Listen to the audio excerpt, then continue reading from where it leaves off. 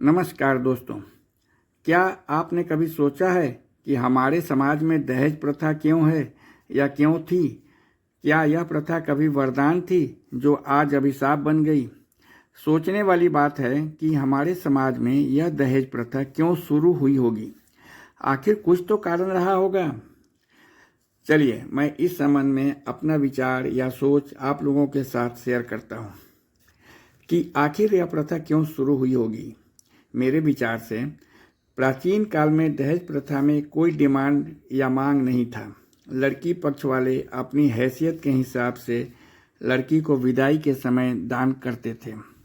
दान शब्द से ही दहेज शब्द की उत्पत्ति हुई, जो लड़की के साथ आती थी। अब आप रामचरितमानस या रामायण का उदाहरण लीजिए। अयोध्या के राजा दशरथ की तरफ से कुछ नहीं मांगा गया था, किंतु राजा जनक ने अपनी सामर्थ्य के हिसाब से बहुत कुछ यथा गाय, स्वर्ण, मोती दान किए थे। अब सवाल उठता है कि यह दान, जिसे दहेज कहा जाता है, आखिर क्यों दिया जाता था? तो जवाब है कि हमारा समाज पुरुष प्रधान था। पारिवारिक संपत्ति में पुत्र को ही उत्तराधिकारी या हिस्सेदार मानकर संपत्ति का बंटवारा किया जाता था। अब अगर लड़की को भी हिस्सा मिलता तो वह मायके की संपत्ति को कैसे संभालती, चूंकि उसे तो ससुराल में जाकर रहनी है। दूसरा कारण, परिवार बस नहीं पाता, क्योंकि अगर किसी बात को लेकर ससुराल में मनमुटाव होता तो वह अपने मायके चली आती, जहां उसकी भी संपत्ति है, और परिवार चल नहीं पाता। इसलिए हिंदू धर्म में तलाक या डाइवोर्स सिस्टम नहीं है और लड़की को हिस्सेदार नहीं माना गया। लड़की को अपने ससुराल में पति के हिस्से का भागीदार माना गया है। फलतः लड़की को मायके के संपत्ति में से कुछ नहीं मिलता था। इसके बदले में पूर्व काल में लड़की को उसके मायके वाले विदाई के समय अपनी सामर्थ्य के अनुसार पशु यथा गाय, बैल और गहना देते थे, जो आर्थिक संकट में मददगार होता था। यही कारण था कि दहेज प्रथा कभी वरदान था जो दो परिवारों को जोड़ने का काम करता था, किंतु आज मांग के कारण अभिशाप बन गया है। पहले के समय में विवाह अक्सर कम उम्र में पढ़ाई के दौरान ही हो जाते थे। उस समय वर और वधू दोनों पक्षों की सामाजिक और आर्थिक हैसियत लगभग बराबर होती थी। दोनों परिवार मिलकर बच्चों की शादियां तय करते थे।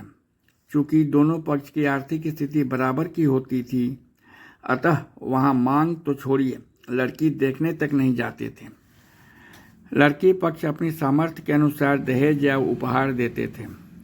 आज के दौर में लड़के और लड़की के बालिग होने और कैरियर स्थापित होने के बाद ही विवाह की बात सोची जाती है। आज हर लड़की का परिवार अपनी बेटी के लिए एक सुरक्षित भविष्य चाहता है। यही कारण है कि आज लड़की पक्ष की पहली पसंद सरकारी नौकरी, बड़ा व्यवसाय या बहुत अच्छी हैसियत वाला लड़का होता है। ऐसे आर्थिक रूप से मजबूत लड़कों की संख्या समाज में बहुत सीमित है। जब समाज में योग्य और अच्छी नौकरी वाले लड़कों की संख्या कम होगी और उन्हें चाहने वाले लड़कों की संख्या ज़्यादा हो, तो वहाँ मांग और आपूर्ति, डिमांड एंड सप्लाई का नियम लागू हो जाता है। एक ही योग्य लड़के के लिए कई परिवार कतार में खड़े होते हैं। ऐसे में लड़का पक्ष अपनी इस ऊंची मांग का फायदा उठाता है और दहेज की बड़ी रकम और महंगी वस्तुओं की मांग करने लगता है। इसके अलावा आजकल प्रथा से अलग हटकर कई तरह के कार्यक्रम, रस्म होने लगे हैं, जिसका खर्च भी असीमित हो गया है। इस प्रकार जो कभी वरदान थी, परिवार जोड़ती थी, वही शादी विवाह आज दहेज के रूप में अभिशाप हो गया है। धन्यवाद। अगर अच्छा लगा तो शेयर, लाइक करेंगे और सब्सक्राइब करेंगे।